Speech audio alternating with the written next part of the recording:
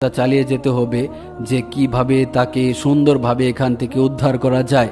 এরপর যথারীতিভাবে আনিকার সন্তান প্রসব হলো। আশ্চর্যের ব্যাপার হচ্ছে আনিকার যমজ সন্তান হলো এবং আনিকা সুস্থ অবস্থায় সুস্থ রইল, আর সেই সন্তানগুলোকে নিঃসন্তান মানুষ দেখে দিয়ে দেওয়া হলো।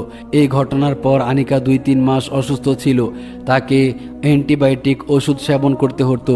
সে ধীরে ধীরে সুস্থ হয়ে গেল এবং এই ঘটনার কারণে মহিলা ডক্টর থানায় একটি মামলা দায়ের করতে বললেন এবং এ ব্যাপারে তদন্ত করতে বললেন। কিন্তু আনিকার মা মান সম্মানের ভয়ে কোনো কিছুই করলেন না, সব কিছু গোপন রাখলেন। এর ঠিক 4 মাস পরের ঘটনা, এই একই ঘটনা আবারও ঘটল।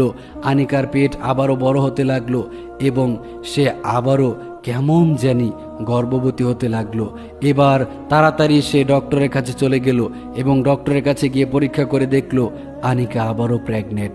এটা দেখার পর তারা কিছুতেই কিছু বুঝতে পারছিল না, তাদের মাথা কাজ করছিল না।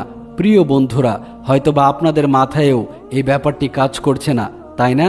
হ্যাঁ বন্ধুরা, এই গল্পটা এমন একটা গল্প যে গল্পটা শুনলে আপনার মাথার উপর দিয়ে যাবে, আপনার মাথায় কিচ্ছু ঢুকবে না। কেননা এরকম ঘটনা তো হতেই পারে না। কিন্তু আনিকার সাথে কেন এরকম হচ্ছে বারবার, এই সব কিছুই একটু পরে আপনারা পরিষ্কার বুঝতে পারবেন যে কোন সে